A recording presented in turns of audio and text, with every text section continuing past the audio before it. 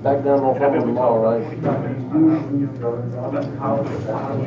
Someone said you guys were out of gas down here.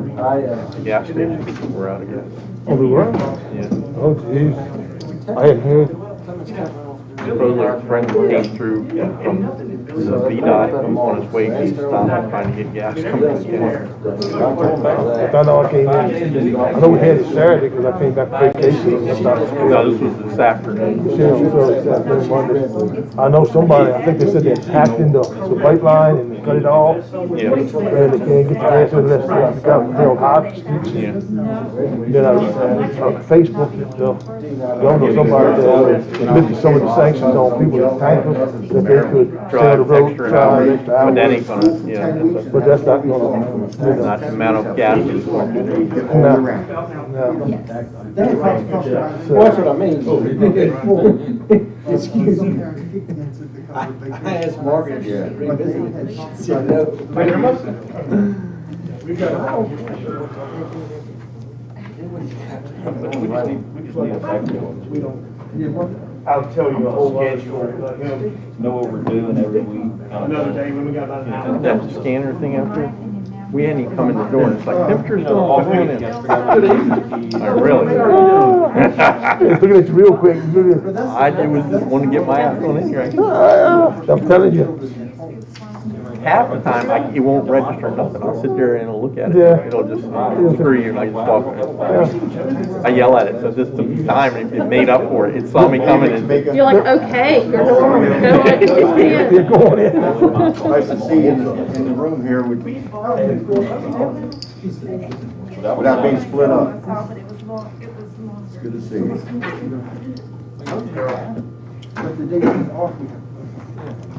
Go to 4 days, it's off the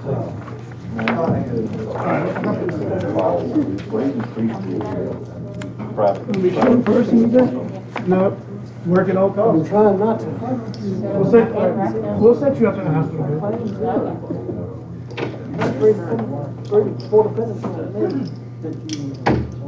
Hey, Hope, can you electronically see how many people on Zoom and YouTube from this thing? I can see Zoom, I cannot see YouTube. So you have a count of how many people are open on Zoom? Okay. Thank you.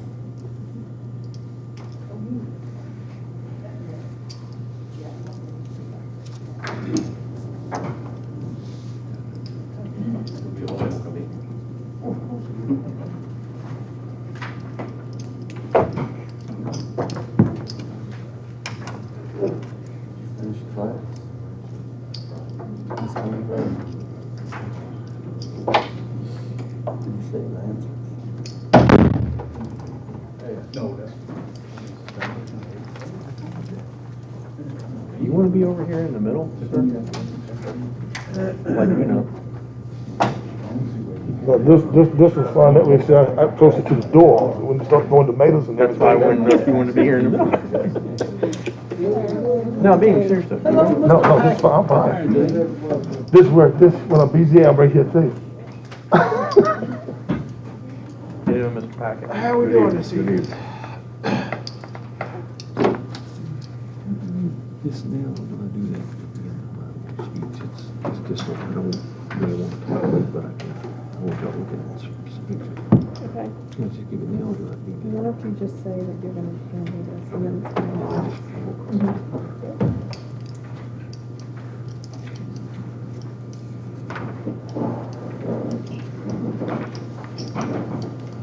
It's on the bottom of the computer screen, sir.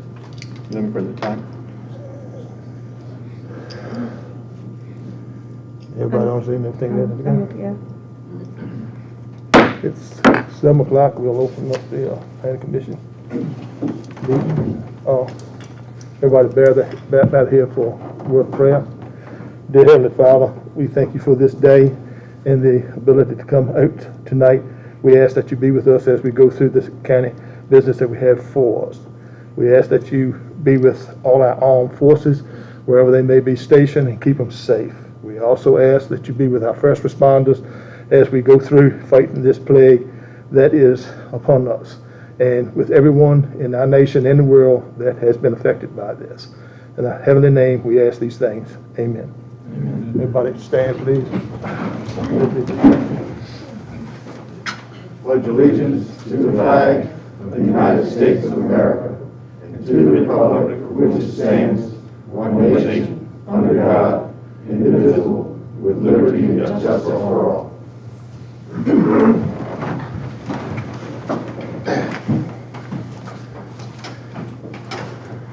Okay, approval of the minutes.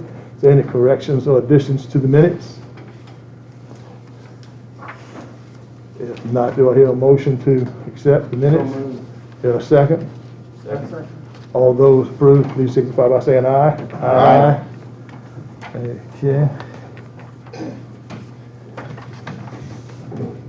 The next thing that we will be going is a public hearing. Hope you had something that you would. Oh, it's public comment, I'm sorry. That's okay. Public comment public comment for public hearing. Public comment is not dealing with the ones we have in front of us tonight. Each one of those will be held separate. Does anybody have anything that they would like to say from the public as far as public comment before we go into the public hearing? Yes. Can I just share what I need? Yes. To say? Please. So please note that there are several different topics that will be discussed tonight in public comment. The chart that you all have signed up on as you enter the room lists out the projects that we will have public comment offered on.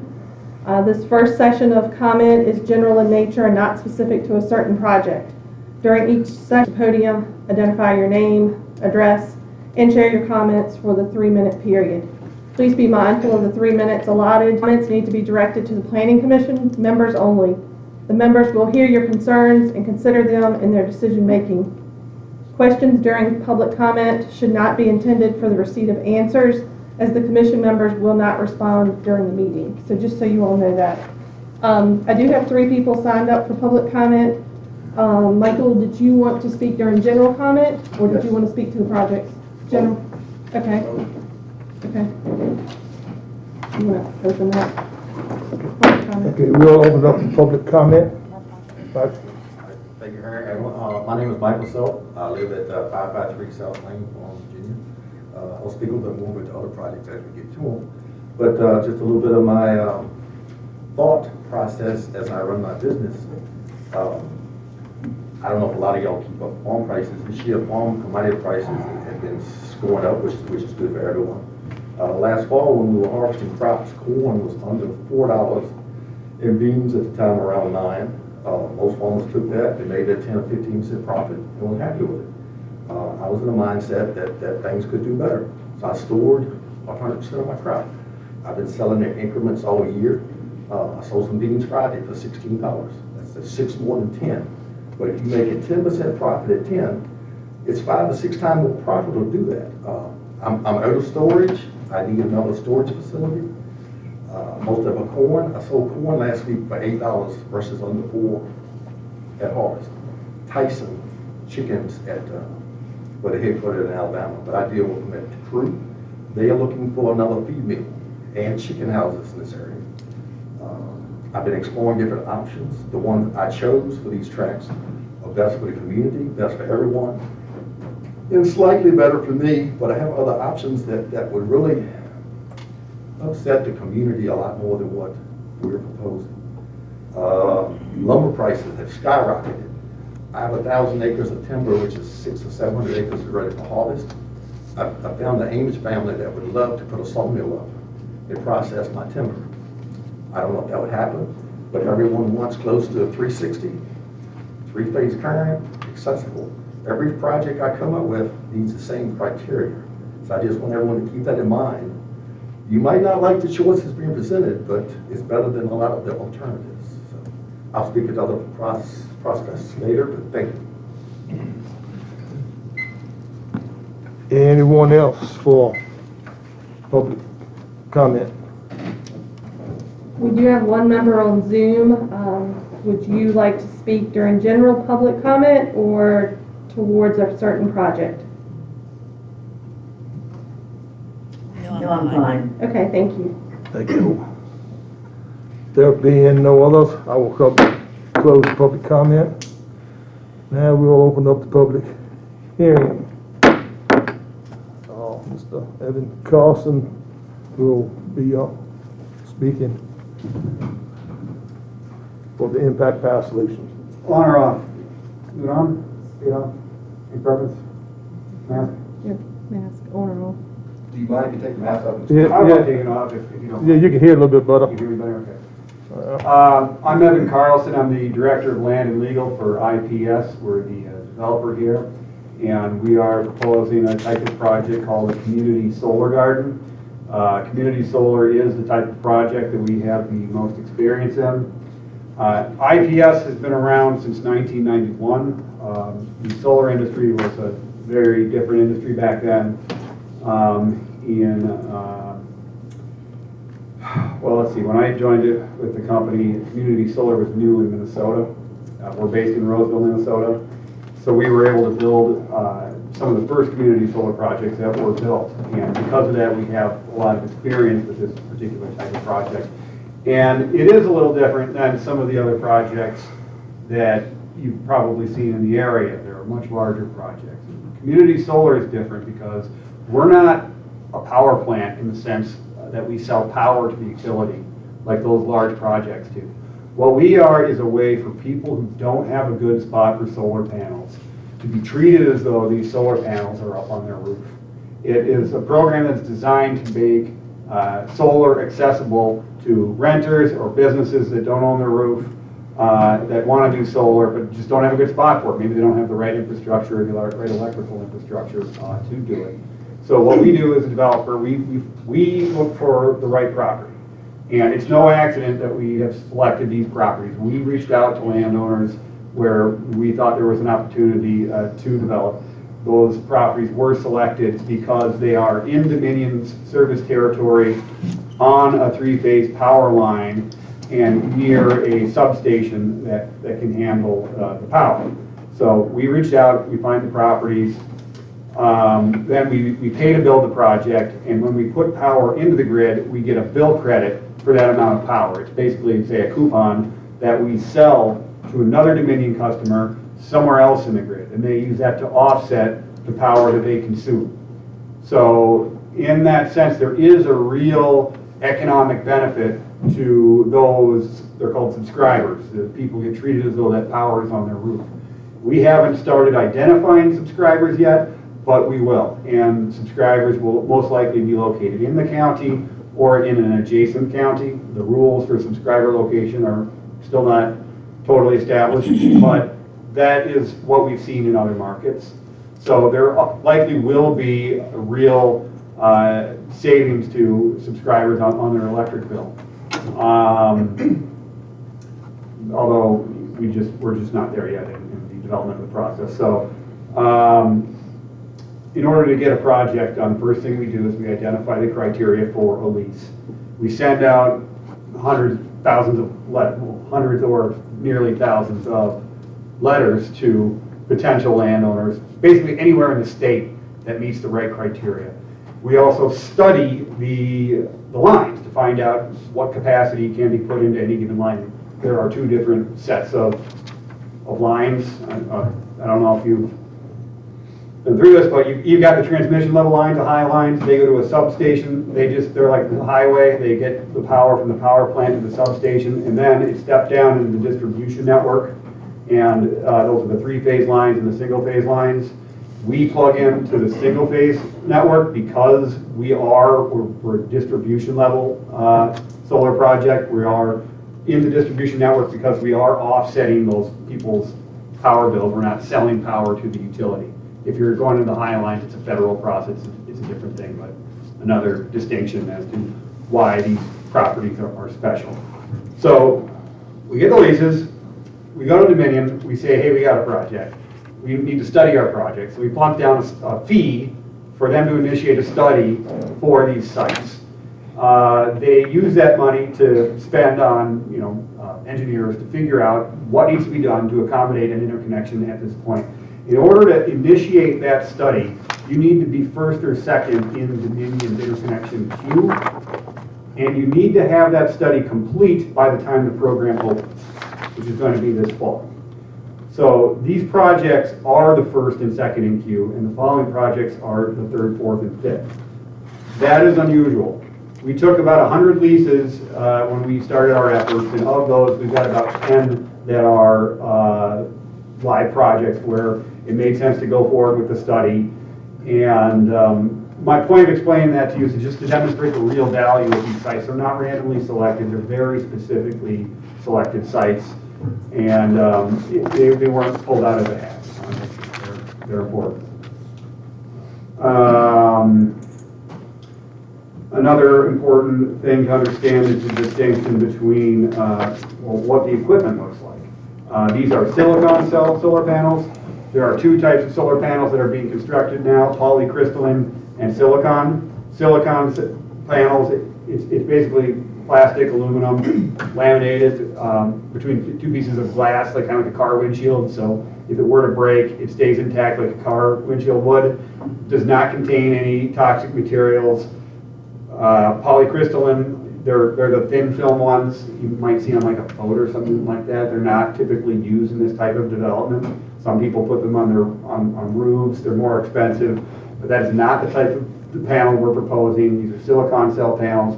They do not contain any toxic materials, and all of the materials that they are made out of are recyclable, or at least capable of being recycled, so long as those materials are being accepted by recycling facilities. Lately, we've seen some changes in the recycling industry with China quit buying plastic, but the point is that so long as the materials contained in the panels themselves are capable of being recycled, if there is a market for those materials. That's the solar panel itself. What the array really looks like is it's a bunch of I-beams that we hammer into the ground. So it's not a very sophisticated structure. We go out there, we hammer these I-beams into the ground. A lot of wetland land use authorities do not consider this even to be a wetland impact because it is a very small footing. There's no concrete footing. It just gets pounded in there to a depth where it can hold the panel down up to 160 mile per hour winds. It does go down quite deep, but it can be yanked out of there. All of those racks are made out of steel. Steel is recyclable, so the whole racking system should be recyclable too. So you got your posts you pound in the ground, you got a rack that goes on top of the posts, and then the panels go on the rack. There are two types of systems that you might see. There's a fixed system. Those are organized into rows that go from east to west. They face the south and they don't move. They just always face at a specific angle. Then you'll see other projects like this where you have a single axis tracker. These are organized from north to south, and they track the sun on a single axis. The single axis tracker systems are a little lower profile. They're shorter on the ground. And it's really just a matter of preference. Sometimes you'll see the fixed systems on more hilly areas. You know, they can go over different terrain. The axis needs to be straight in order to pivot. So you tend to see those on more flat areas. So that's the difference between the two. Underneath the array, we plant an indigenous pollinator-friendly seed mix. We did something called the Pollinator Pledge in Minnesota. The Minnesota Bowser set up some guidelines to make sure that we're planting something that's good for bees. There's a lot less agriculture here than there is in the Midwest, but in the Midwest there's a real shortage of pollinator areas. So the state has created programs that actually encourage some farmers to take farmland out of production and put it into pollinator mix. It's called a conservation reserve program. But we do that stuff for free. So the point is we got to have something growing underneath it. We're not going to just leave it dirt, because if it's dirt, it will erode. It's important to get something planted in there before construction begins, get a good base established before construction begins. The roots of that seed mix will be deep rooted. It will have the effect of slowing down the velocity of water runoff. Row crops have gaps in between them. Water runoff can go that way, come out and wash away topsoil and get into areas.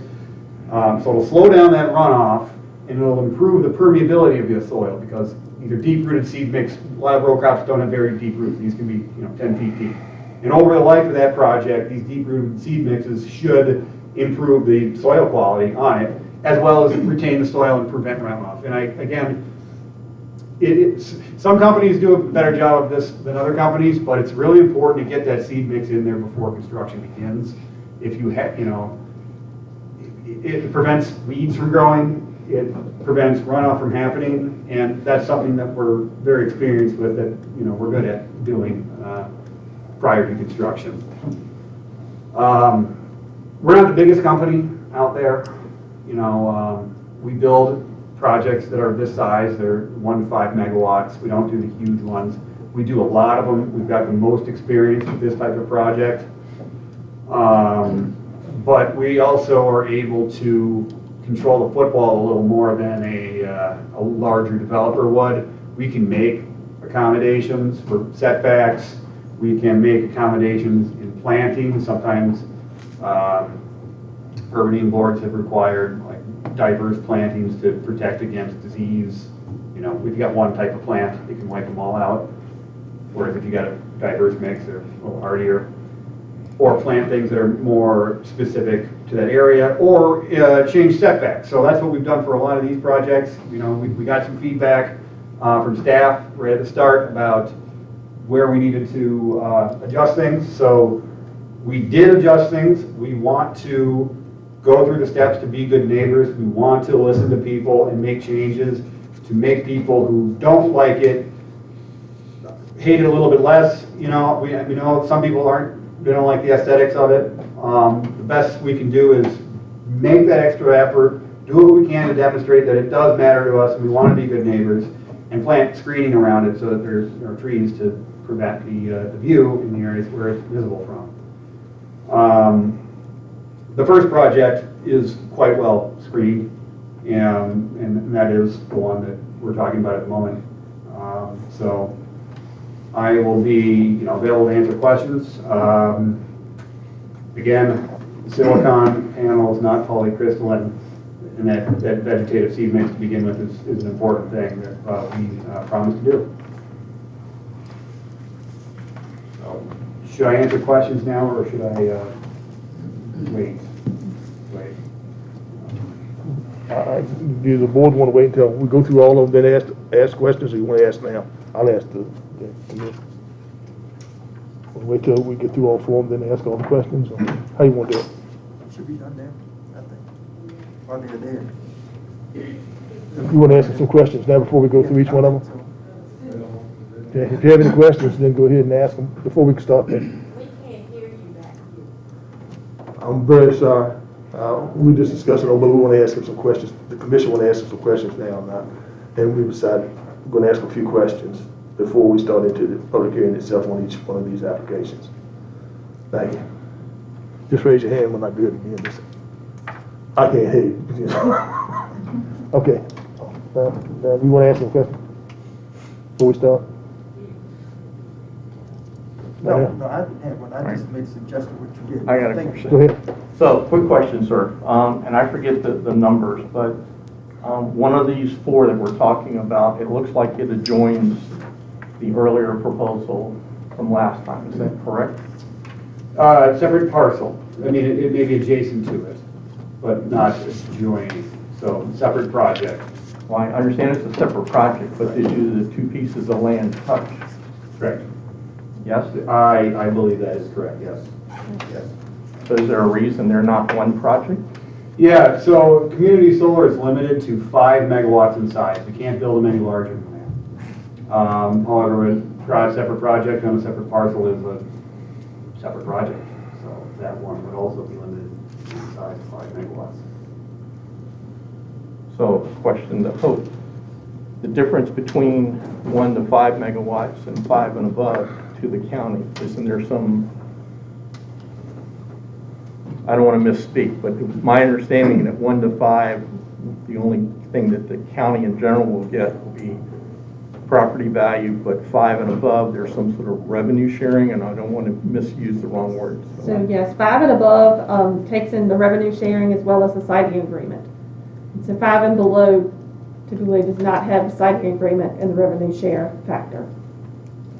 So the 5 and below, 5 and below does the not. only thing the county in general is going to see is property. Want me to answer your question? Mr. Bowen. I'm just trying to understand. Yeah, so 5 and below is exempt at the state level 100% from the machinery and tools tax. So 5 megawatts and less, the only additional revenue at this point that the county garners from these facilities, and I say at this point, is the increased value of the property. So we anticipate that when a solar project is sited, property values could increase about $10,000 per acre. 10 to 15,000. I use the number 10. So just hypothetically speaking, you get a 20-acre project, increase the land value by $20,000. There's $200,000 of additional value. Total tax benefit to the county per year would be about $1,400. About $700 per $100,000 in value. The revenue share, once you get above 5 megawatts and you get into the utility scale, you've got the options of the revenue share, $1,400 per year per megawatt, plus the land value. Now the General Assembly has changed it to where the $1,400 per year can be indexed 10% every 5 years. So you get pretty much 2% a year on top of that $1,400. Siting agreement is completely different because that's a negotiation between the county and the developer on a one-time upfront payment, once the project is done over 3 years. So the under 5 megawatt facilities, as we're discussing them right now, are 100% exempt from the machinery and tools tax at the state level and are not eligible for revenue share. Just want to make sure. And all of these are Under 5 megawatts. under 5 megawatts. We do expect that to change. Trust me, we're working every year with the General Assembly through our Rural Solar Coalition. This past year, through our group, we got not just us, but a lot of solar people, the 10% every 5 years on top of the 1,400. That just changed this past January. Some siting agreement things changed as well this past January. So what we're pushing for next year, and again, this is at the General Assembly level, is that the exemption would back down from 5 to 1. So as of right now, as we discuss this project, it is exempt. How we would look at projects that were permitted prior to that January or July 1, 2022 date, that's going to be kind of however the legislation is written. Of course, it would be very nice to be able to go back. There is also, and again, Evan and I have had these conversations, and I've told him that the money conversations were probably more coming at the Board of Supervisors level. There are some small counties in the state that are using Code Section 15.2-2288.8, I believe, that allows the county through the condition process to work on finances. Problem is, those finances have to be pretty relatable to the project. So it's something that we're going to work on as we move forward. When we get to the board level, yes or no, one way or the other. So revenue is definitely in our mind on these projects as we move forward. So if the General Assembly should reduce it to 1, which we hope they do, we don't know if they will grandfather and go back for the ones who probably won't, because they're They done. likely will not. Right, okay, It would be, I would be You sure, are? I can almost guarantee they will. sure, because you already have a contract, you can't go back, well. Yeah. Okay, I'm asking to understand. Okay. That we have a little bit of apples and oranges. No, definitely the under 5 megawatts are a sticky subject for small counties these days because of the 100% exemption at the state level through machinery and tools. And I think people get confused by that sometimes because they think that the local government is giving these big tax credits to the solar industry. And they're coming to us. They're coming down from the state level in these large mandates for exemptions. And we do not like when the state messes with our taxing authority at the local level. We don't like when the state exempts certain things at the local level, and that's gone on for many years, not just on solar. Okay. Any other questions from me? I had another question. Okay. But you talked about the no cadmium, and I understood that. I got all that, and the power, and I got all that. I didn't hear you go into a lot of detail about the screening part. You want to? Because I see the one up at Montrose, and that's pretty lax, to be honest. And that would fall under probably robust. So just, what are your thoughts on that? Yeah, I mean, screening is one of those things where we can work with you. Taxes are out of our control, but as far as screening goes, sometimes we see conditions requiring that a screening plan be approved by an arborist, making sure that it's going to be a species that is going to do well there, or be approved by staff or something like that. If there isn't any type of customization request, a lot of time what you see is a double row of some sort of evergreen, and it looks kind of like a picket fence. It's staggered rows. They're planted 6 feet at the time of planting. Any taller than that, they're probably going to die. They don't do as well. It's tough to say. Well, our landowner probably knows what will grow there, but it's tough to say what type of evergreen will be there without actually consulting with an arborist. So that would not be an unusual condition to require that, and we don't want to get in a position where our screening doesn't do well either. So, what we've submitted is a picket fence plan. It doesn't need to be that way. We want it to work. We want it to be something people are happy with. I was trying to think back to what we did with the one on 360, and I thought near where the houses were, to be consistent, that we beefed that up. That's a question. Is that true? I think we did have a thicker screening there. I could look back and see But exactly we're trying to what be that was. consistent. Mhm. I don't think we had just this. And the Strata one, we went way over. We had what? That was a lot of standing timber that's going to be Yeah, left that was there, already so- in place. Yeah. Well, this project does have a lot of timber. The first one does. And it has pretty enormous setbacks to other properties, but, there are several projects here. Right. Okay. Any other questions for any other? I have one question about your bill coupons, and I hadn't thought about it, so I'm just asking because I don't know anything about it. I know you said you haven't gotten to that stage yet. Is that typically a residential or a commercial type person that gets this credit? It's hard to say. So in the past, you've seen a different rate structure for you get more for residential subscribers than you do for commercial. But commercial subscribers, usually it's a city, a school district, a church, because they use more power and they stay put. If you move out of Dominion's territory, the credit would be no good for you. So these big power users, they think in 25-year terms, and more long term, and they stay Dominion customers. So it's a safer bet. Usually you're going to see larger subscribers. Also, you need fewer of them. It's just easier to manage. But depending on how the program shapes out, it could have a separate opportunity for residential. And some businesses do go for that model. I was just curious on that.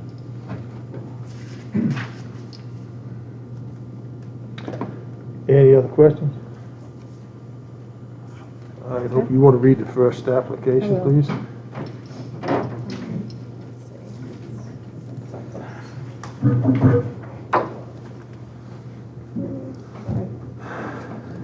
Okay, so we are going to try to handle these separately since they are separate applications. So I'll go ahead and read the notice and then hand this over to Morgan for his presentation. In accordance with Section 15.2-2204 of the Code of Virginia, 1950 as amended, and pursuant to Section 15.2-20-10 of the Code of Virginia, the Richmond County Planning Commission hereby gives notice that a public hearing will be held starting at 7 p.m. Monday, May 10th in the Richmond County Public Meeting Room, 101 Court Circle, Warsaw, Virginia, for the following: application from Impact Power Solutions for a special exception permit in order to allow construction of a community solar facility located on tax map number 25-62, which is referenced as Richmond Hill Road, Martins Valley Lane project. So, Mr. Chair, we've got 4 projects tonight. We want to do as best as we can to keep them as separate as possible.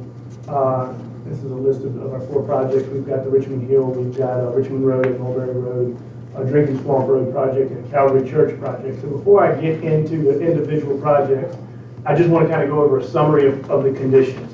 You've seen in your board packet a list of conditions. The conditions for all 5 of these, and we're discussing 4 of these projects tonight, but we've got the 5th one that we had last month. The conditions for all 5 of these are relatively the same. They're going to be a little bit different when it comes to construction management plans. But overall, they're going to be pretty consistent with each other. So I want to hit the kind of just the summary of conditions, and we'll talk about some buffers. Mr. Bowen just brought up some buffering. It does show one row of Black Hills spruce to be planted at 11 per 100 linear feet, a height of 6 feet within 3 years. If that's something that the Planning Commission wants to talk about a little bit more, I'll be glad to maybe ask for 2 rows. You know, he just indicated that maybe we could do a staggered rowing of buffering. The setbacks are approximately 300 feet from all houses and all roads. You will see that as we get through some slides here. The plans that you have in front of you do not show that. You've got the proposed plans. We got another copy from Evan and his team probably late last week that shows that. So we've got a big amount of buffering. Our construction traffic, they'll all have individual construction management plans. Construction activity as customary with our other 2 projects from Strata and Hemmings will only be permitted on Mondays through Saturdays, daylight hours, no work on Sundays, with the exception of some non-invasive things. They can be on site, they can talk, stuff like that, but the hammering, the earth moving, anything that happens, that would have to happen between Mondays through Saturdays. Road repairs, again, they'd have to bond the road repairs 100% of estimated costs of repairs. So we would have to survey the road system prior to the application, prior to construction, get a bond for a set amount, and then at the end of construction have to go back and survey those roads again just to make sure that they are up to county and VDOT standards. Environmental concerns, all of the projects will be required to go through erosion and sediment control, stormwater management to the county level, to the state of Virginia's DEQ level. Again, customary and really required. We can put them in our conditions, but they're required regardless of it. They're in our conditions. Permitted materials, again, consistent with our Strata and Hemming site, has to be to the certain codes here expressed, and it says notwithstanding any of the foregoing, the use of any of the following materials are expressly prohibited: cadmium telluride, cadmium, beryllium, Gen X, or other materials prohibited by federal or state agencies. So that's kind of a trickle down from our previous projects. Decommissioning, same sort of decommissioning language that you've seen in the past. I don't know that there were really many changes to the decommissioning part. Bonds will be required. Bond review dates, surety review dates. The bonding can be done in letters of credit, surety bonds, or cash payments. So again, another requirement. And then the big question that we always get is cost reimbursement. Any costs that are associated with the county with these projects, legal fees, third-party review fees, engineers to help us with reviews, anything like that would be 100% refundable back by the developer for county costs. So that's just kind of a very high-level overview of the conditions. I think you've seen them for several months. I'll stop now there and see if you have any specific questions on the conditions that either I or Ms. Giles can answer for the Board of Planning Commission. Any questions for Morgan on? I have a question. If I remember correctly, the board prohibited something that was a cleaning material. They didn't want runoff. Is that been added in? I didn't. Yeah. And I apologize. I believe when I looked at them this morning, that's a Teflon. Yeah. I believe that's still in there. I don't think that's noted on this overview here. But I just thought of it when I saw it. I apologize. Okay. That is all. Okay. That was it. Any other questions for Morgan at this time? Morgan, the footage of, you said 300 feet from a resident and roadway, is that standard?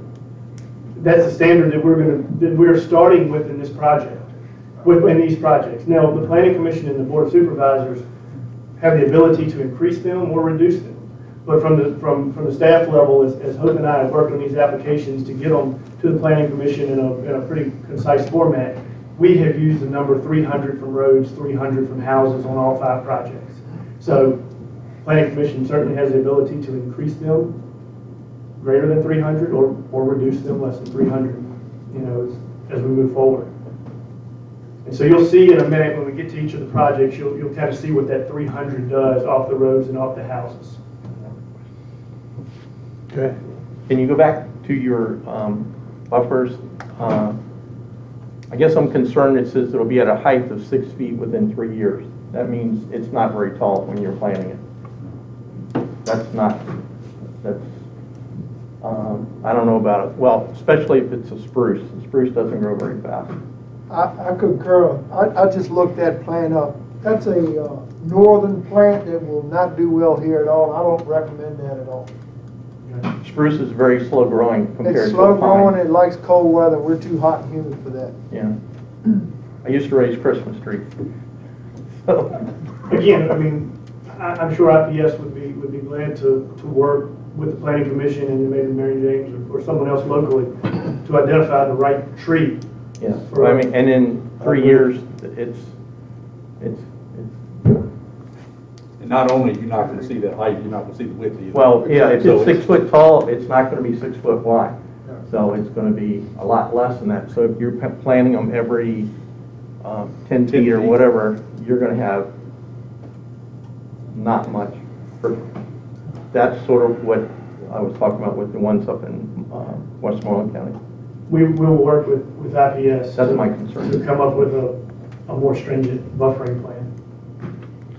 In that process, you're gonna work with somebody, like somebody that knows a little bit more what, that would be my suggestion, down in this area right here, and get a suggestion from. I mean, you Something like would that. want a pine would grow. Okay. A white An pine. eastern red cedar will grow anywhere, and it gets big, and it grows fairly fast, and it's durable and But hardy. it's not as wide. You know, plant more of them. But that's, we're engineering it Yeah. here. That's the reason we're here. Sorry. Tell the professionals what we want to accomplish, and where we want the coverage to be at a certain time length, and let professionals tell us what to plant. That's the way we should go by.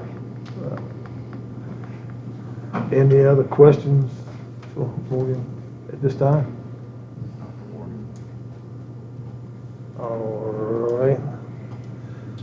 Yeah. You want to read the? You ready for me to move forward into our first project? Yes. Okay. Right. You ready for the public hearing? Yeah, and let me give you some details Feel on on it it, first, okay. and then you can. All right. So the first one that will be for public hearing tonight will be the Richmond Hill Road, Martins Valley Lane. This is a 5 megawatt project on 34.4 acres, and this is owned by Self Properties Business Trust, tax map 2562. Total parcels 4855, and the zoning is currently A1 on this parcel. Here again, you'll see the location. Arrow is pointing to this parcel that we're talking about. And here you will see the proposed site plan. This is the site plan that was initially submitted by IPS. And on the next screen, you'll see the current site plan. This site plan doesn't change a dramatic amount from the proposed to the current. You will see that on the front corner up towards Richmond Hill Road, it did back up about 30 or 40 feet. And it does accommodate that 300 feet, 311 feet from Martins Valley Road at that point. You do see that on the northern side, about midway through the project, you will see that they bumped that in some compared to the previous plan to get that 305 feet from that house. You'll see a little bit more, I guess that would be to the west, 320 feet from that house. I have asked that we, down at the southwest corner, I guess, towards Martins Valley, that we make sure that we leave those current trees that are there. They're showing some solar panels, get into that existing tree area, so kind of like we did with our Strata project, making sure that we leave a good amount of those trees and not cut them all down to keep that natural buffer there. So that's the change in the Richmond Hill project from the proposed.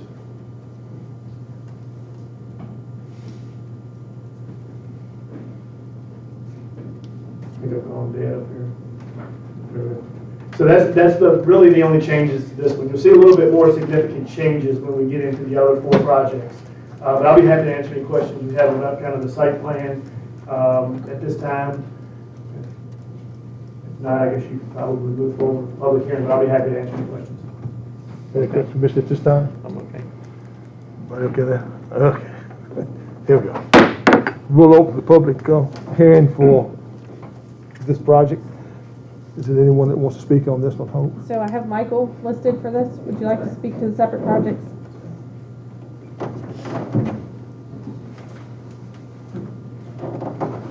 I'll just keep it brief into this project. The 300 foot from the Martin's Lane, as I understand it, Martin's Lane is a private road and Self Projects Business Trust owns it, but I'm still fine with the 300 foot setback. I'm not arguing that. The little corner where Morgan City like to keep more woods for screening. Adjacent property is Ralph Simmons' junkyard. It's old bolts, cars, car tires, stumps. He lets people dump debris there, so it's you screening it from a junkyard, but I'm still fine with it. I'm just pointing it out. 34 acre tract out of 48. We own the woods around it, and I'm thinking I've already made arrangements to cut the timber before I even knew about the solar project. If it would help, I would be voluntarily willing to leave like a 50-foot strip of full-grown trees. It would be 3 3/4 around the property. The one open field I can't do. We put the fence in the screen, but the rest I could leave standing timber if that would help. I'm willing to work. The company I chose has been very flexible. I had a larger company that assured me they could get this passed no matter what. They had a team ready to do it, but I chose this company because they were community friendly. They did smaller projects. They understood the community. They want to be good neighbors, and I thought it was a better fit. So, thank you. Thank you. Anyone? No others. And no one on Zoom. If no one else wants to speak towards this one, we'll close this public hearing. Any questions, comments, concerns on this application for Morgan?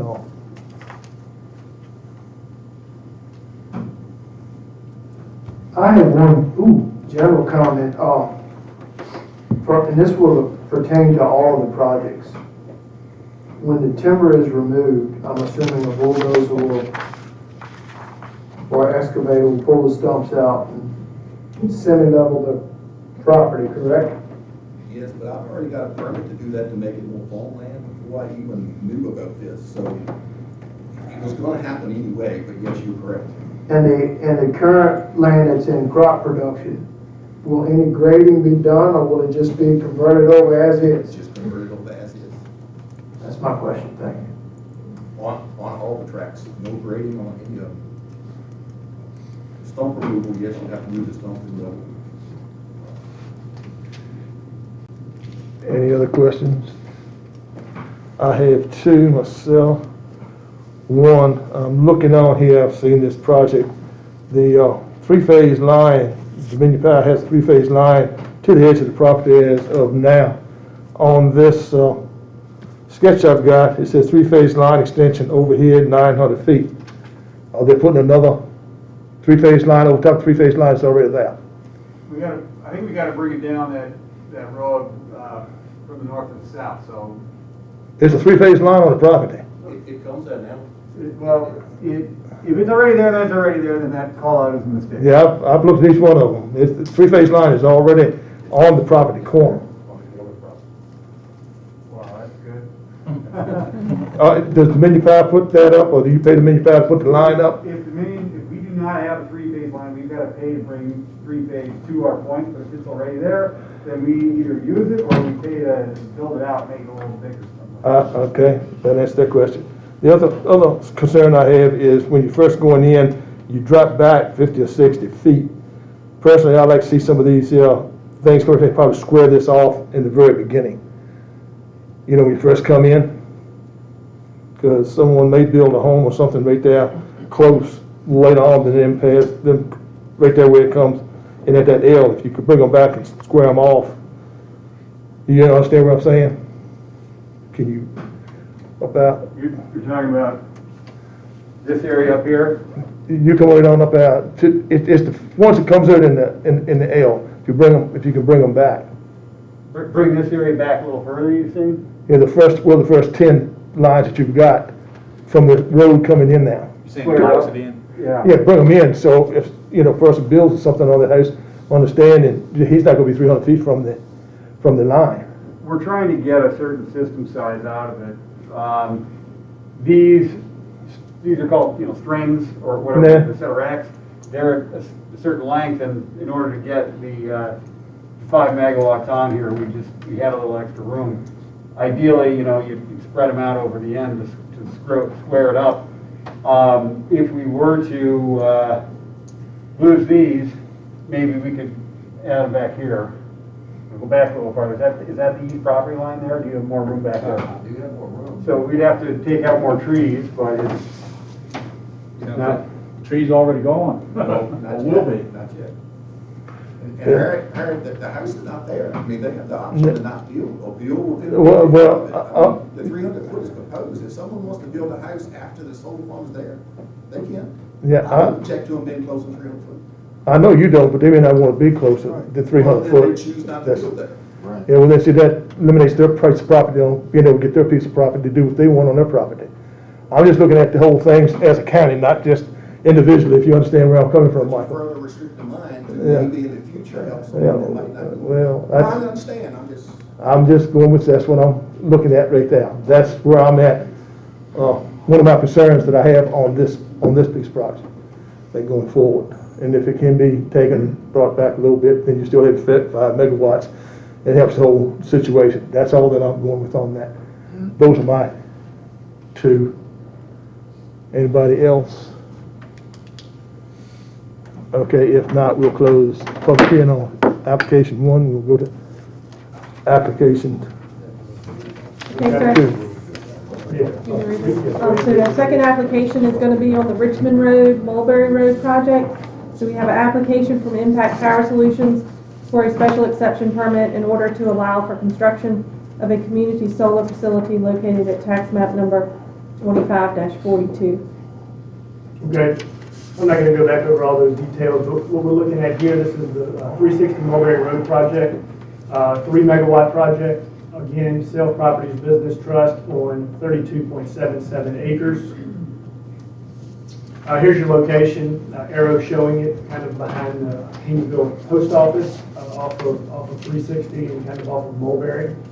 So here's your proposed site plan. This is a plan that you should have had in your board packet. This was proposed by the IPS at their application.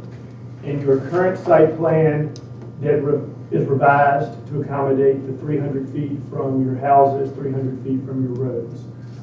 Again, the screening is projected to be the same on all of these 5 projects, the same, I believe it's 11 trees per 100 feet of that species. Again, we can work on screening with the company. So I'll be happy to answer any questions about this amended site plan the Planning Commission may have. Any questions from the commission to Morgan on this one? Okay, if not, I'll open public hearing on application 2. Does anyone Okay, like to speak? application 2, Michael, you're listed at that again. Would you like to speak? And then we have 2 others. Michael Self again, 553 South Lane, I'm sure y'all know that. This project, I think it's caused the most controversy in the neighborhood. I'm sorry for that. But as a farmer, it is the poorest quality land I have. It's white sand. It very seldom grows a marginal crop. This is one of the properties that's slated for different use. If y'all remember, it was slated for housing development when I got it. I left it that way for years thinking possibly I might do it. I looked into it. The highway department wanted hundreds of thousands of dollars to put a turn lane excess. I would have had to sold 20 some of the 35 lots just to pay back for building the roads. So I decided not to do that. But to continue just farming it as Pat like doing, it's not profitable.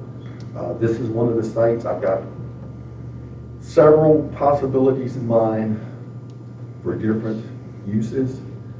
None of them are as good, as quiet as a solar farm. I talked to Carolyn and Gary Citizen at Montrose. They have the solar farm y'all see in town. They love it. It's quiet, no troubles.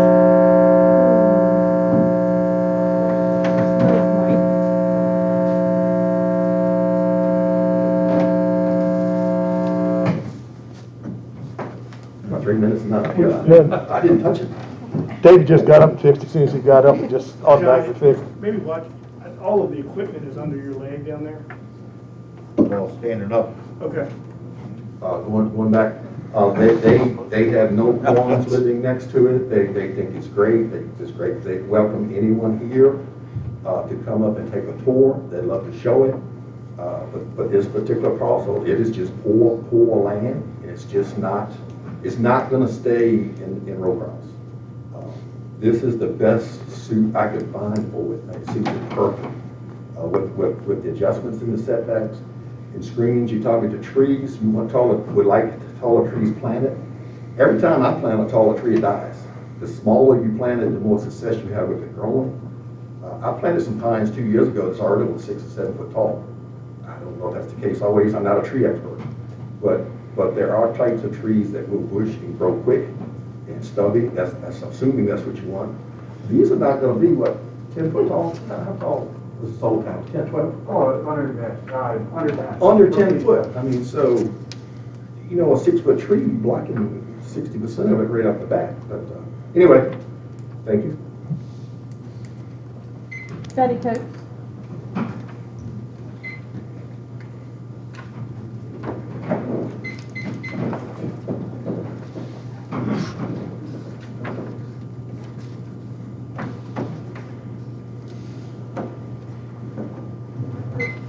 At the last meeting, Could you state, Betty, could you state your name and address for the record?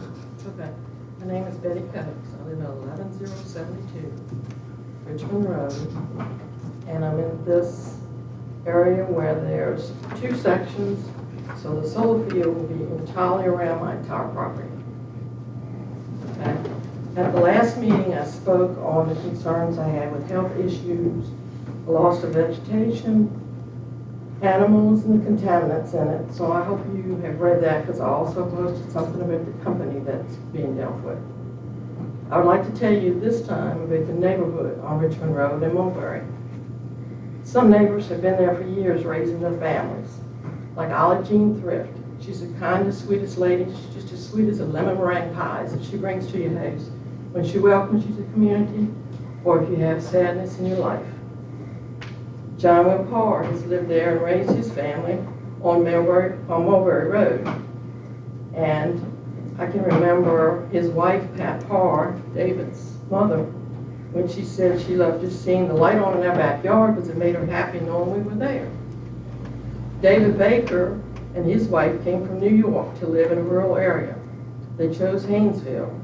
He loves to work on lawnmowers and planting his garden. His wife passed away a few years ago, so he tries staying busy outside all the time. Violet Mazingo stayed there and lived for years until she passed away. She raised her family there. Now Brian Shaw has bought that piece of property. He lives there with his son, and he's raising it by himself. Mr. and Mrs. Dalby lived in Stafford County for many, many years, and they moved to Richmond County to leave the rat race so they have quiet, peace, and tranquility. They were planning on buying a piece of land that was behind their property for their daughter, but that didn't work out for them. David Parr's bought a home on that Mulberry Road where he can be close to his elderly father, John Will Parr, and he has a place of his own. There's a lot of people that have lived there for a long time. There's a lot of elderly people there. And there's new owners, and they've all moved there because they wanted to be in a rural area, and they didn't want solar farms in their backyards. My husband and I bought our home 9 years ago. We have a large garden, and my husband has a small, manly garage, I'll call it. And I want you to know that I speak for all the people in that little neighborhood. I speak for the young, the old, the black, the white, the Hispanic, the men, and the women. We all had dreams to live in a rural area. We wanted to have beautiful, peaceful land around us and be in peace and tranquility. And that's what we have now. We won't when we have these solar farms. And as far as not causing noise, I know of some people that I can get you names of that signed a petition that I've got going around that said that they live across that property where the farm is in Montrose area, and she says that it hums all day and night. If you go down to Haynesville Corrections, if you're just in the parking lot, you can hear the humming. So anyway, with all of this in mind, and I wish you would look back on the things that I said last meeting, I would like to request that you deny this solar farm in our backyard. Thank you. Thank you, Betty. David Coates?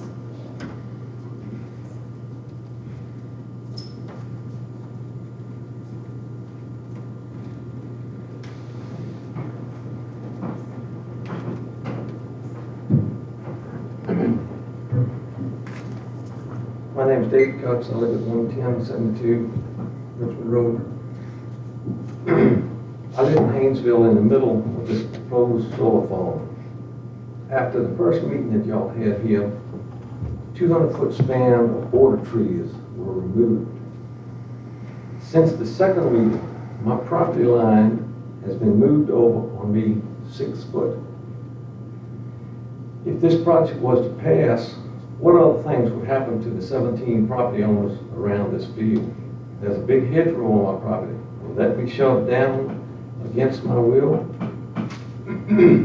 Most of the people here are older, retired people with health problems, including my wife and I. Every time they look at their windows or walk in their backyards, they should not have to worry about what solar panels are going to do to their health. Let alone have to look at them and hear them. During the summer, the extra heat they will draw will make our electricity bills go up. Mr. Self said that this was a perfect place for this project. It's only perfect for him. For me and my neighbors, it is far from perfect. As much land as Mr. Self claims to own, surely there's a better place for this project. I talked to a lineman at the electric company. They stated that in less than a week, a third line could be run on the poles that exist to his house for a solar field. If it's not good enough to be at his house, it shouldn't be at my house either. I would like to ask each member of the Planning Commission to put yourself in our place and not recommend this project to pass. And like the gentleman said a while ago, Mr. Self's property is going to go up $10,000 an acre. My property is probably going to go down $10,000 an acre. And I'm still going to have to pay the same taxes on it that I'm paying now, because I'm sure the county's not going to lower the taxes just because of this project.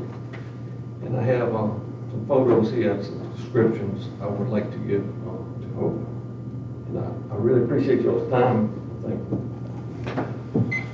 Thank you, Dave. Do we have anyone connected on Zoom who wishes to speak for public comment?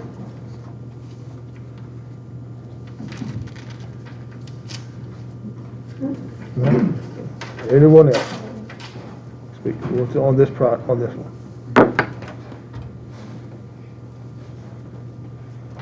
Evan Carlson, IPS. Couple things I'd like to add. You know, I understand it's a new use in some people's neighborhood, and I understand that people live here and these people matter. We want to be good neighbors, and we want to do what we can to make this project work as well as we can for them. One thing that we did here is, if you switch, could you switch between the old site plan and the new one? So the old one is the old one. Could you switch down to the new one now? Yeah, so we reduced the system size by a full megawatt here to get this thing down. So it was 4 megawatts. That's what it says up here. This is 3. It's got 2 measures, all right? So solar panels produce direct current electricity, and then it's converted into alternating current. So that's why you have 2 measures. I'm talking about alternating current. So we reduced the system size by 25%. The utility will not allow you to reduce the system size by any more than 25%. Any more than that, and you lose your place in the queue, and you go back to the line. You have to start the whole restudy process over. This is one of the projects that we actually have started that study process for, so it is a very important project. And I just want to, you know, make it known that, you know, we cared enough to cut the system size down by 25%. I mean, that's 25% of our margin. That's we're doing our best. You know, we're doing the best we can here. As far as trees go, another thing to consider is, you know, choke out. If you plant the little ones too close, they die. And also shrubs. Shrubs do good too. So maybe it's not a pine tree. Maybe it's some sort of faster growing shrub. Hopefully when that's there. It doesn't look so bad. And, oh yeah, noise. So larger projects use a central inverter. So I was describing, AC and DC electricity. When you do a bigger one, they build one big inverter at one point, and that's where you can hear that buzz. We use something called a string inverter. So at the end of several of these projects, the inverter is just a box about that big that hangs on the end, and then we use a bunch of them. So it's a little quieter. The extent of the sound is the fan that keeps it cool. It's like a computer fan, and you shouldn't be able to hear it outside of the property because it is a smaller project and we're using different equipment. That equipment is located, well, the inverters are on the strings, and then the metering equipment, this is the only concrete we've got in there. It's that little concrete dot there. It's a couple hundred square feet where our metering equipment is located. So that is not the inverter site. When you look at the big one, you see a bigger pad with, it looks like a substation kind of, So those are the differences between it. Thank you. Anyone else? Hearing none, I'll close the public hearing on that.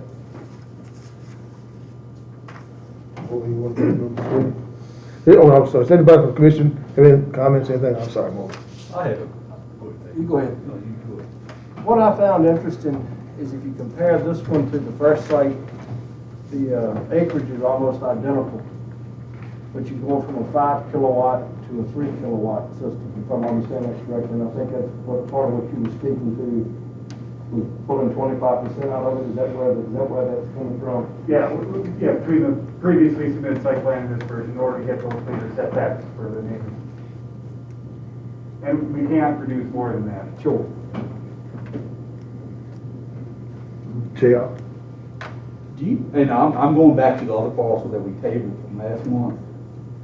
And that was a 3 megawatt, is that the one adjacent to it here on the left?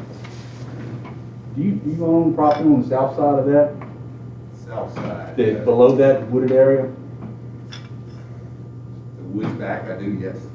I mean, I'm just throwing this out there as an option. I think the issue is having this in the backyard of everybody's house on that stretch. Would it be an option to move it down into that lower end? No, it's gullies. It's Gullies? It's far back as it can be. Okay.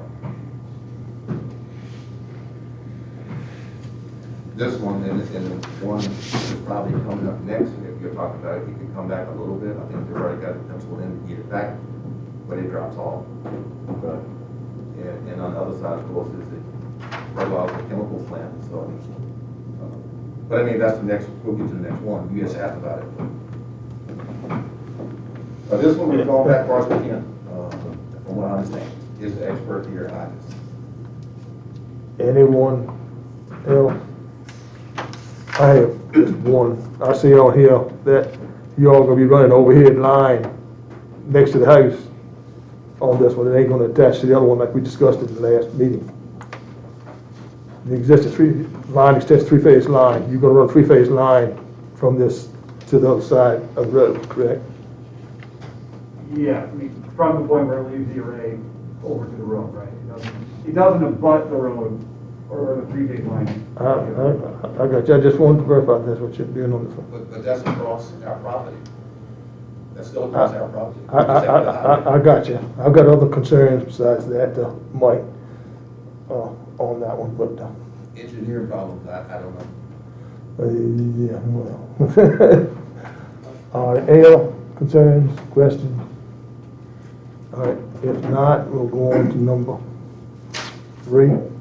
So our third public hearing for tonight is going to be on an application from Impact Power Solutions for a special exception permit in order to allow construction of a community solar facility located at tax map 26-112, and this is the parcel located on Drinking Swamp Road.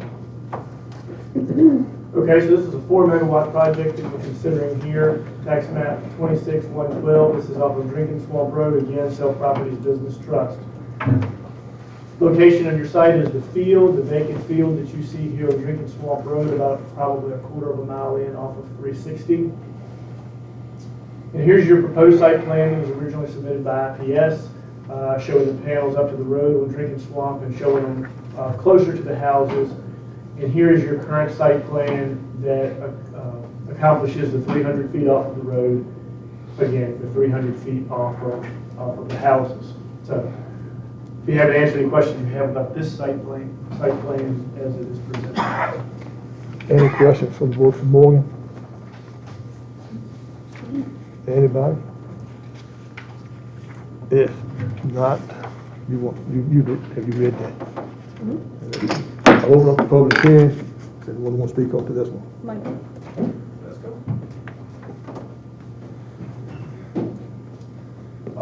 This property is a little bit unique because of hardly any houses around it. It's one old two-story house with a older retired gentleman there who does meditation and yoga. He's fine with a solid solar farm instead of my combines and tractors next to him. Other side is 2 homes. I haven't spoken to them, but with the setbacks, I don't see a problem. Across the road is another fellow farmer whose son works for a company to develop solar, so he's on board with solar. He wouldn't even object if it wasn't a 300 foot from the road. But I know the county has put that as a base, but this one is again, one of the perfect places. It is a little bit better farmland, but for this use, it fits perfect. Very little impact on the community. The woods between there and the houses in 360, I own that too, so it's already established buffer up against most of the houses. On this side, it's just farmland. Thank you, Mike. Do we have anyone connected on Zoom who wishes to speak for public comment? Hear none? Anyone else? Close the public hearing on that one. Any questions, concerns? If I could just make a comment about the buffering and the setbacks real quick. And not just with these projects, but with all solar. I mean, solar is obviously, this topic has been the Planning Commission's main agenda item for the past 18 months. And so, to me, when I'm looking at solar applications and when we're looking at solar applications, biggest concern is protecting the county's visual view shed. Doesn't matter if it's on 360, Route 3, Drinking Swamp Road, Calvary Church Road. Protecting that view shed as best as possible and protecting our adjoining properties as best as possible, regardless of who those adjoining properties may be. So as we consider solar, and I promise you there's a lot more you're going to be considering over the next 5 or 6 years, really being able to protect those view sheds as best as possible and the residences as best as possible really is kind of where those numbers come from in my mind. So I just kind of wanted to address that buffer and setback real quick. Thank you, Morgan. I have one question. It's probably going to be more for our lawyer than anything else. On this project right here, to get the 3-phase line to that piece of property out at 360, you got to cross something that does not have a line right now, which means your passing bus is going to have to get an easement across that property. And Dawson's on one side, and don't exactly, whether it lives on the other side or not. But if they say no, they're not going to give it. The municipality comes in and says, okay, we're going to condemn and take it. Is it a concession or something that we can put into these things? If that's the case, then we're going to say, no, you can't go there and condemn somebody else's property to do that. No, for 2 reasons. You cannot make a conditional determination. Well, you make a recommendation, but the board cannot make a conditional determination. Once the legislative decision is made, it's made, and it cannot change unless you go back through the whole process to amend because this is the zoning action. A conditional use permit is really technically a rezoning. The other reason that you could not do that is that the state, whatever the state at the state level is decided, it would really be the eminent domain law. That's what you cannot. The county does not have the power to regulate over that. So that trumps anything that the county can do. So for 2 reasons, you could not do that. If they get their easement, they get it. And if they don't, they don't. But if the municipality wants to eminent domain, they can go to that point. If they meet the criteria, it's getting a little more difficult, but if they meet the criteria and they get it, there's nothing that the county can do. Okay. Yeah, you can, if you want to address it now, you can, yes. Because it's a great concern of mine. So we, in this situation, we would just act like any other Dominion customer asking that they bring three-phase out to our property. So we go to them, we say, we're not getting new right-of-way going to their line. They're bringing their power down to us. And they would use their existing right-of-ways to do it. So anybody who has a single phase down that line would be upgraded to three-phase at our dime, on our cost. So we wouldn't have to go get new conduit. Yeah, okay. You didn't understand what I'm saying. There is a gap in between, there's no line there, and you have to get an easement to run the line. At the very end of that line, that last house that's there, there's no line, single phase or anything line, and it belongs to somebody else. And they would have to acquire an easement to run the three-phase line. And you have to get the easement, and the property owner says no, then you've got no line that you can get in here. If he says, I'm not gonna sign an easement, and the two people on each side, I know on one side they're gonna say no, because I know the people real well. I don't know about the other side, if they will allow a line come across their property or not. And I know as I talk, as I work for a power company, and that's what we have to do to go in there and get those lines. We have to ask for easement. If they say no. Yeah, that's interesting. I mean, if, I don't, maybe there is right away there and there's no line, or maybe, I don't know, I guess. But There's no line for a power company. If it's not there right now, it's no line there existing. In my experience, if that is the case, then it's up to us to go get a line or an easement for Dominion. So it's not it's not our easement, it's theirs. I'm not sure how this would work with them. This is how it's worked with other utilities, is they give us the paperwork and we go pay or whatever to get it signed by them. But here, we could go north too. We don't, if there is a problem going this way, you know, he's got frontage up here and that's where the line is. So we're not landlocked. We could redesign it to interconnect. Where's the other interconnection would be, you saying? On Richmond Road, I'm not sure where it would be, but. It comes there on 360, I own all that woods, I can go right into 360, I can give them an easement. Through the woods? Yes, you can. Okay. Right to the highway. Okay. And if you prefer that, we could. No, the only reason I was asking is if then people say no, if you have another way of getting there, then you have another way of getting On the there. left, they already told me yes, if we need to do that. It is? And I can do it right away through the woods, so we have two options to. Okay, so they've already said that they will give you an easement. It's not written, but Well, I'm saying, that's where I'm talking.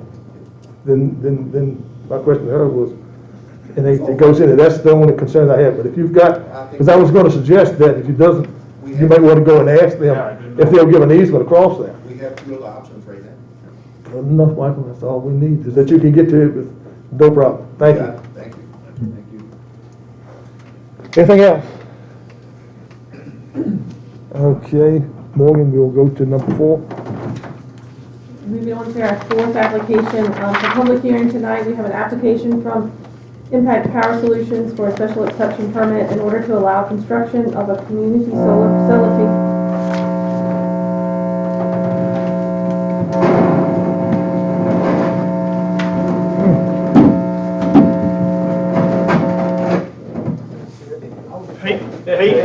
Peyton's hitting the thing there. Come on, Peyton. You got too long legs. I'll try not to do it again. Okay, so starting again with our fourth application for public hearing tonight, we have an application from Impact Power Solutions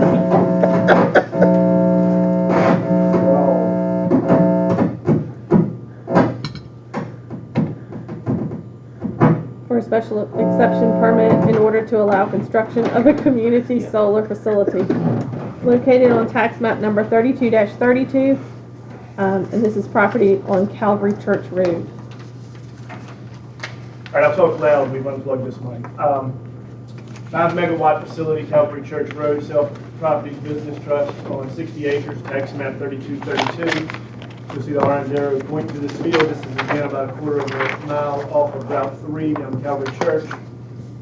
You'll see your proposed site plan as presented by the company, and then you will see the current site plan that indicates the 300 feet from the road, 300 feet from any houses. Be happy to answer any questions you have about this site. Any questions from the commission? Morgan? If not, open up the public hearing for this. So we have Michael listed. All right, on this one, we chose Emerton to give a different district board of supervisors a little bit of home-based knowledge on it. The 300-foot setback from the road is a couple small houses over there. On either side, it's only one vacant two-story house, way, probably 500 foot from the property. There's no houses. I own the land on the back of it, but it goes down to a stream, and that's where as far back as we can go. That is the usable land. Once again, the only thing with this one, and it's already been addressed, it is probably a quarter of a mile from the highway with the three-phase, and they would have to run across the existing. Step up to the three-phase. They're getting three-phase at IPS's dime, as he said, from single. And you might not think that's very important.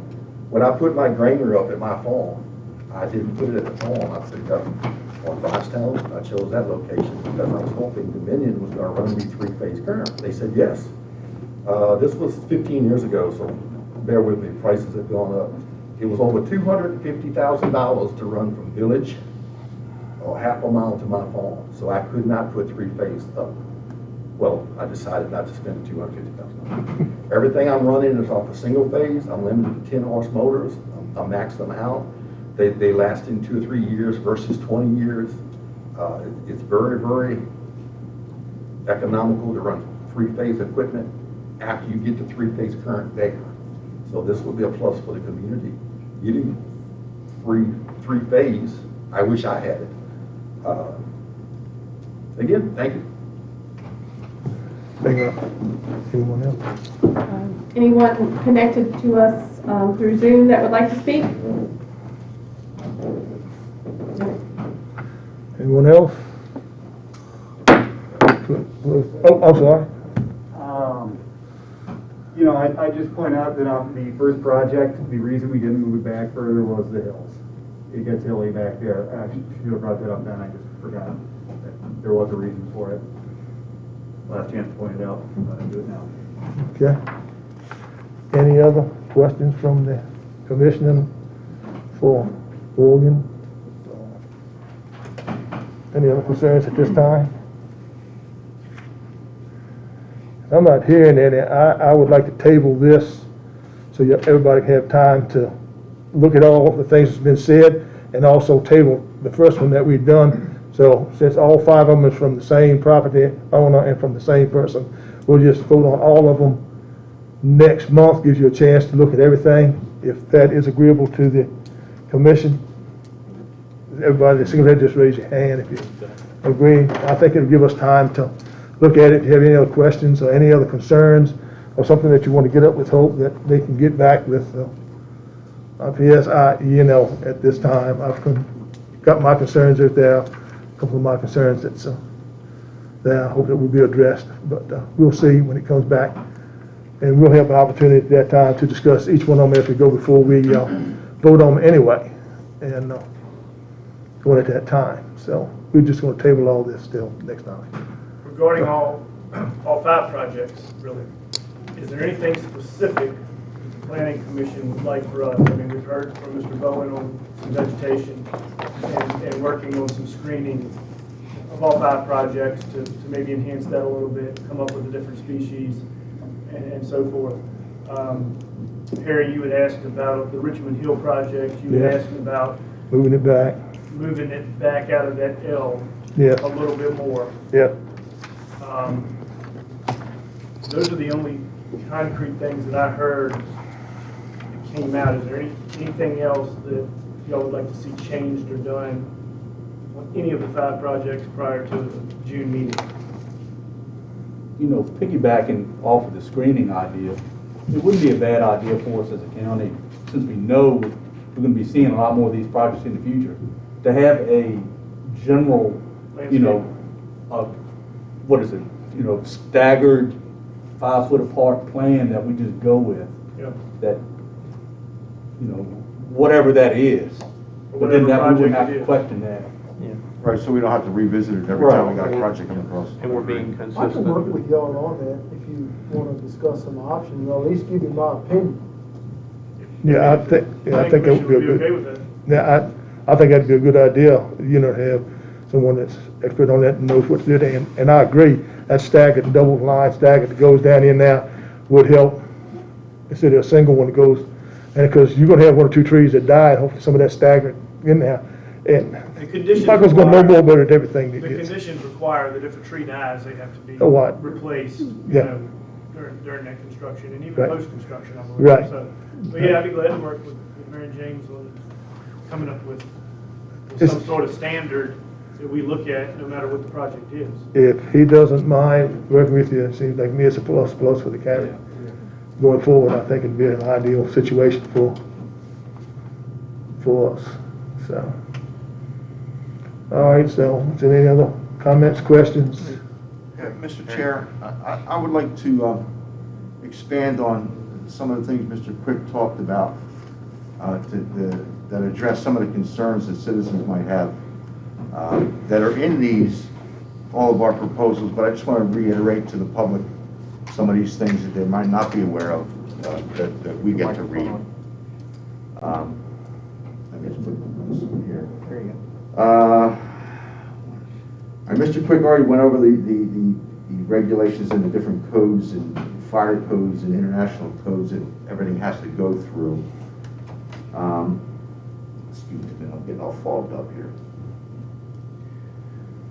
As far as the project's not going to, any of these projects won't have any kind of permanent lighting, so at night you're not going to see anything. We've made sure of that. Then if any security lights need to be put in the future, we will always have the lighting directed straight down, so there won't be any lighting that's going to be seen by any of the neighbors. The solar panels are designed for maximum efficiency to always be perpendicular to the sun. So at no time is there going to be any glare or any windshield effect, because the light coming off the sun is going to be projected right back to the sun. And if it wasn't, then the solar panels won't be doing their job properly and effectively. Soil testing is going to be done at all the sites on a regular basis. For 13 of the top priority hazardous metals, from arsenic to zinc and all the other 11 in between, to make sure that there's no hazardous materials going into our soils and in our groundwater. And at that cost will be insured by the companies putting these solar farms up, not by the county taxpayers. And as far as once the projects are all done, every piece of equipment that these solar companies are putting in the grounds and on these properties will be removed. They put an I-beam 10 feet in the ground, that I-beam's coming out 10 feet down. So there's not going to be anything left over once the project is complete and reset back to the original condition of the land. I just want to mention a couple of those things so the public can have a little bit of ease when it comes down to their safety and health. That's all I have to say at this time. Anything else from the commission? All right, we'll move on to number 5. We're going to move on to our next topic in the that we have in here, short-term rental discussion.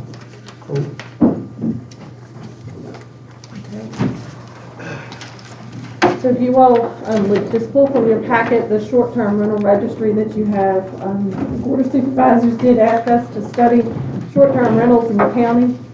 After research on this type of rental, staff has prepared a suggested ordinance language for your review. Virginia counties that we did study vary widely in their respective approaches to the regulation of these short-term rentals. Some localities allow them as a matter of right, with the registration to be renewed annually, and others require special use permits or special exceptions from the locality. Virginia Code Section 15.2-983 authorizes localities to adopt an ordinance to establish a short-term residential rental registry. The addition of this language into our Code of Ordinances will require a public hearing. So I'd like to hear from you all as to suggestions, comments that you have to what was given to you last month. And staff will definitely piece those suggestions together and perhaps come back next month for another view, or if you think you're ready for public hearing, we can move forward with that as well. So I'm an open book and I'm listening. Anything from the commission going forward? I guess I'll start.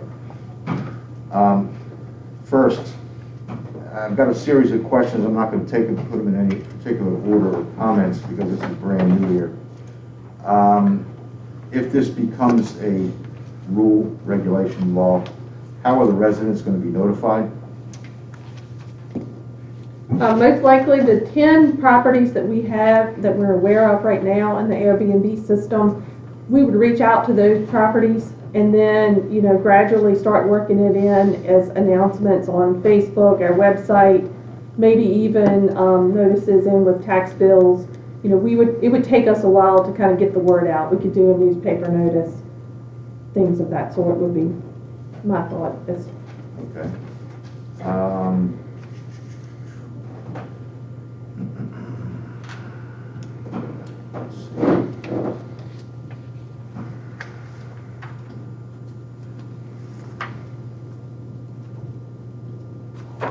Now, when you say the term rent, is that exclusively pertain to money changing hands? Or does that include bartering? How do we want to work that in? I think it's going to be set up if rent is paid. Anytime rent is paid, it would fall under this short-term rental registry. I don't think we can get into the bartering of. Well, I think the purpose is if it's advertised. If it's advertised to be rented on one of these sharing websites, such as VRBO or Airbnb, if it's advertised to be used as this use. Now, if you just want your family to be able to come and stay at your house one week that you're gone, and you go stay at their house, and you're not advertising it to the general public, but if it's being advertised to the general public, I would imagine money is going to be changed hands as opposed to soybeans. Well, I'm just throwing it out there. Okay, I got a pilot friend. You come and stay at my house for a week, you fly me to Cancun next week. Yeah, as long as you're not advertising it on the website to the general public, you haven't advertised it to just anyone. You have told your airplane friend, hey, why don't you come stay at my house in order to fly me down to Cancun? It wouldn't apply. All right, so this is strictly for people who advertise Yes, sir. Out to the general public. Yes, sir.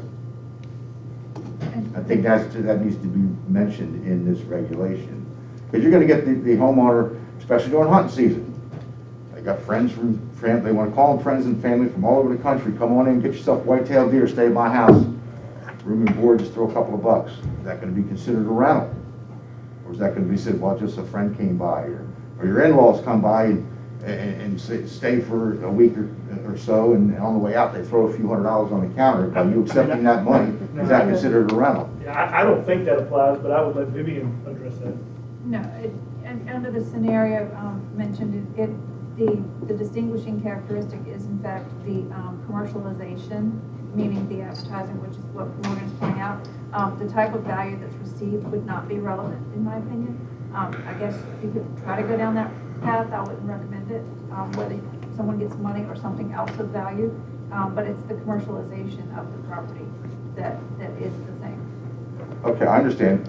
My thought is just the opposite of that is okay, somebody's renting rooms out regularly, using it as a business, and they don't want to be registered or they don't want to give out information to the county, and they just keep coming back saying, oh, they're just friends staying.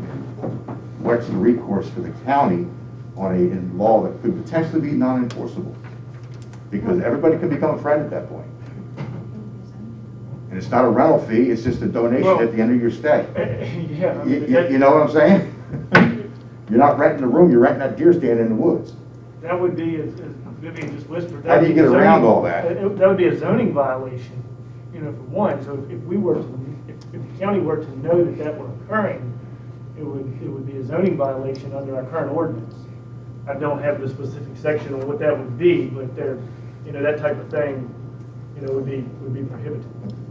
I mean, I see what you're saying. I mean, I'm just trying to see, is this going to be, are we going to be using more tax dollars to try to enforce this than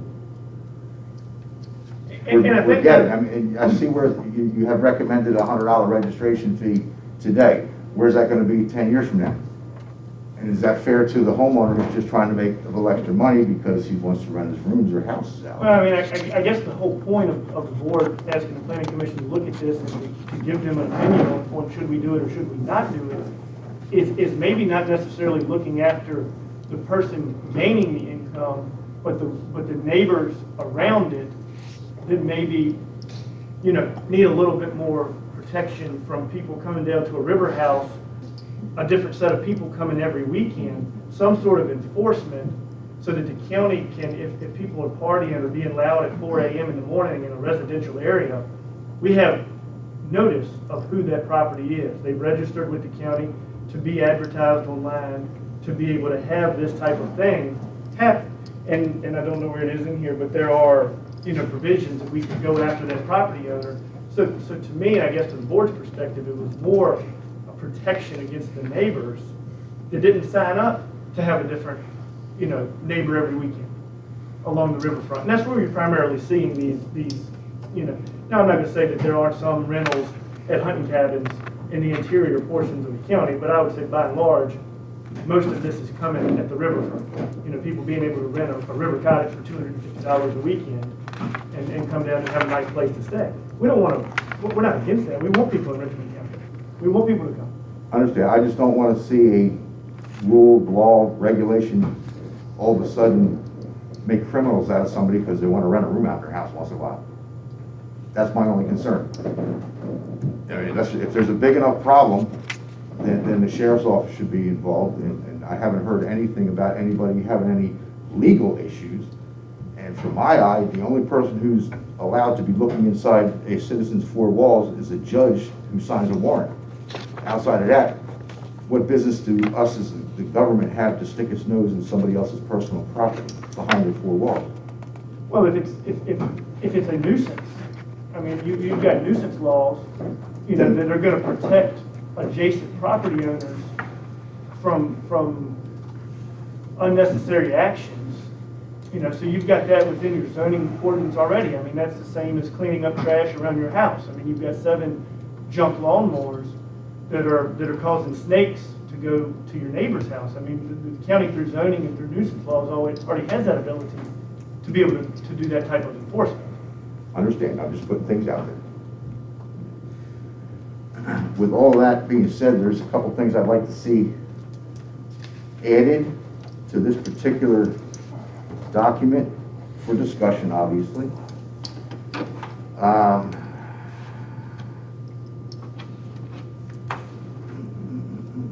Under B, where it says to qualify as exempt from registering under this ordinance, an operator must be, I won't go through the entire list, but I think we need to add a number 4, operators, by the definition up here, who live at the residence while providing lodging should be exempt.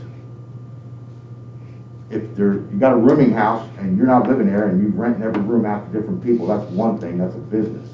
But if you're living there as a resident and you want to rent a room out for short periods of time, i.e. the hunters in the hunting season, I think that exception should be put in there for the homeowners that live in those houses that they're renting rooms, because I don't think they should have to abide by the same rules as somebody using their home as strictly a business.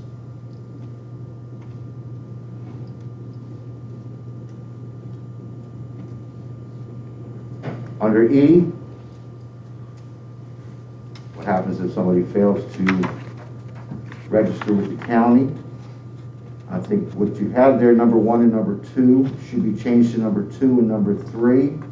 And number 1 should be a warning, because we shouldn't be criminalizing people for renting rooms. If they don't know about the law, you know, ignorance is no excuse, but if, like I asked in the beginning, how is the citizen going to be notified? If they don't know, Warning, operator has 14 business days to correct the mistake.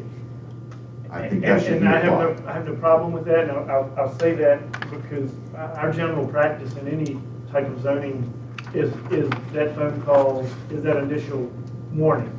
We're a very, we don't like to do a lot of enforcement. You know, we like to work things out before it gets to the enforcement side of things. So if the planning commission wants to put that in, just in there, we would do that by practice.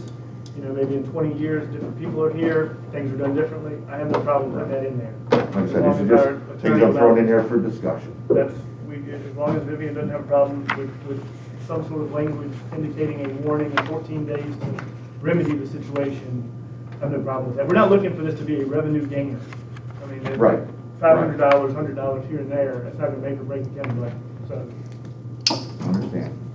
And one last thing I got here, under these, page 2 of this document, under the general regulations, and I mentioned this to Hope earlier, just the wording I'm just not comfortable with.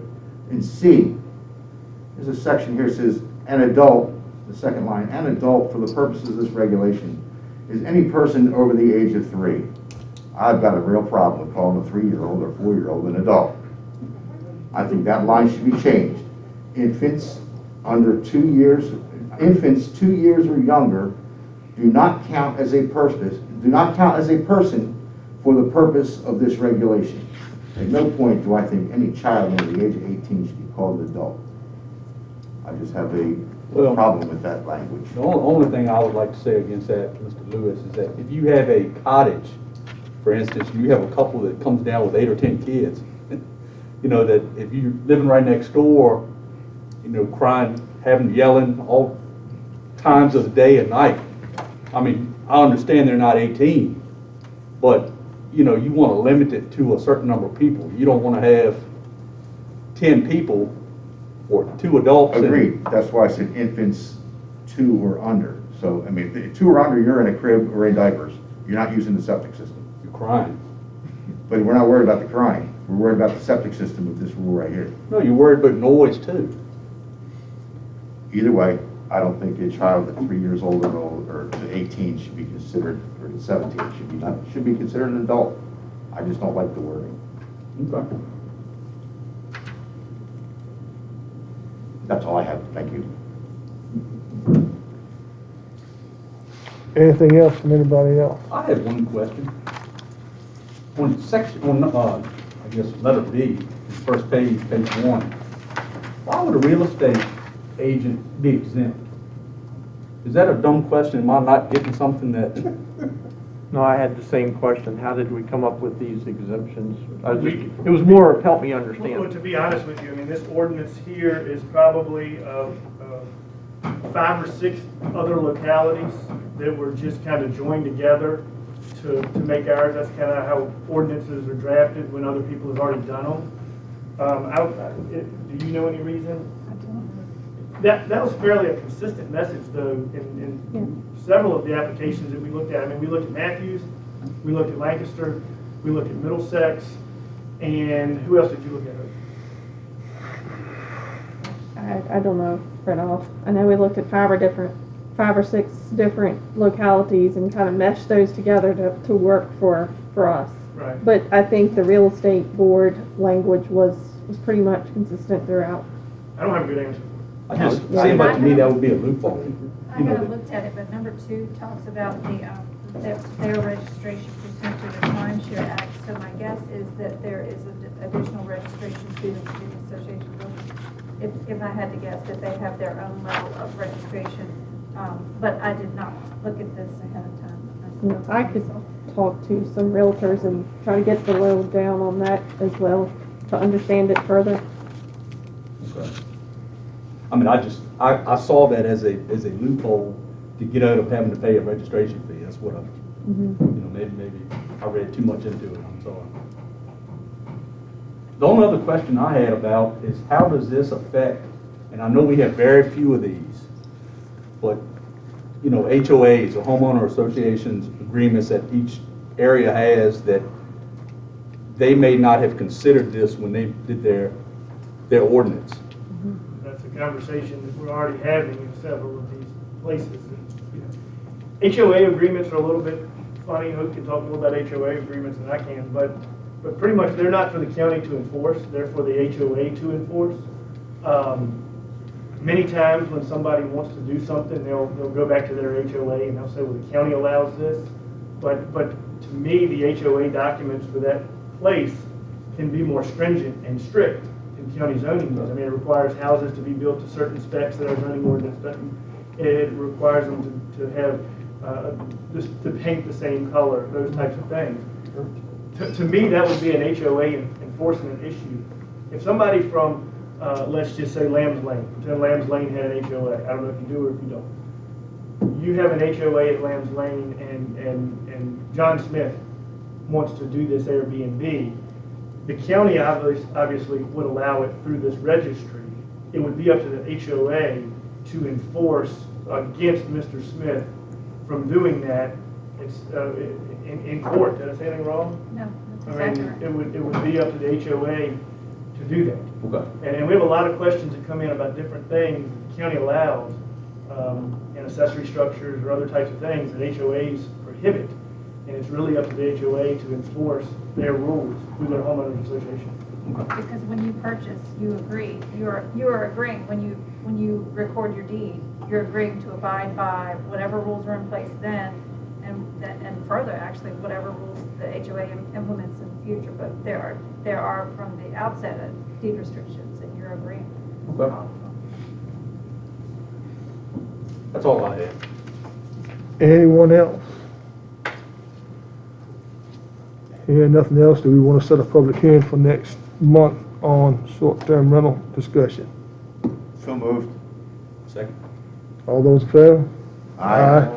Okay, Hope. All right, number 6, produce auction introduction. Ms. Hope. Okay. So I have been approached about a produce auction in Richmond County. And let me get to that screen.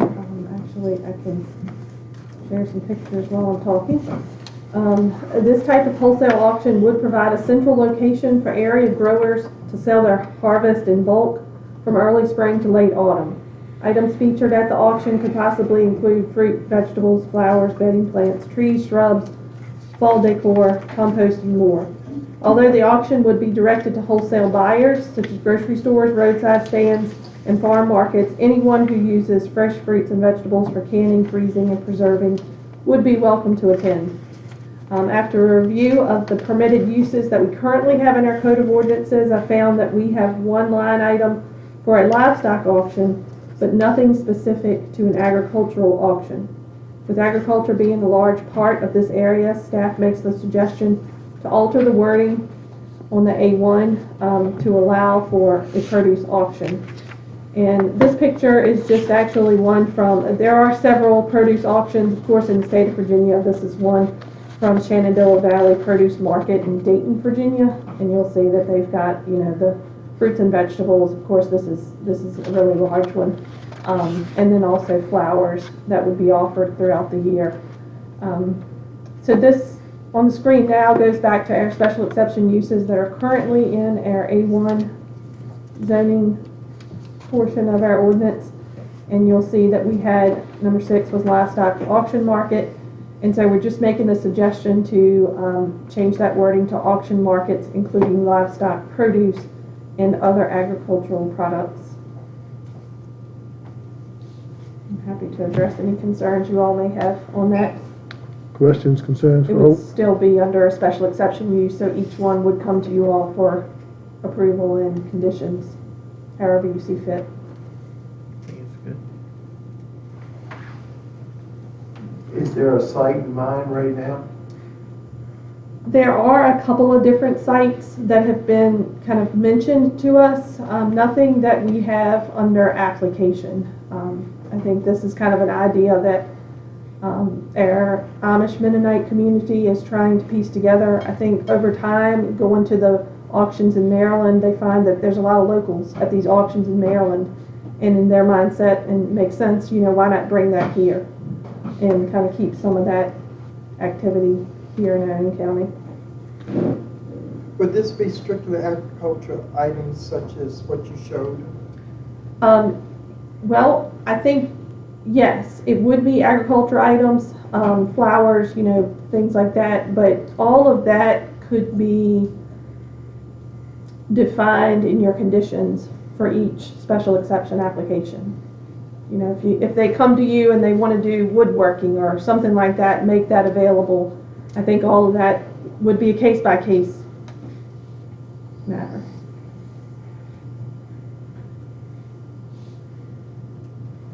We have to have a public hearing on this, put this in, right? Yes, in order to change this language, we would need a public hearing. Any other questions, comments? Want to set this for a public hearing next month? Move, so move for that. Everybody agree, say aye. Aye. All right, hope we have a public hearing for that next All month. right, perfect, thank you. Okay. Any other business? Anyone in the commission have anything else they would like to say, bring up?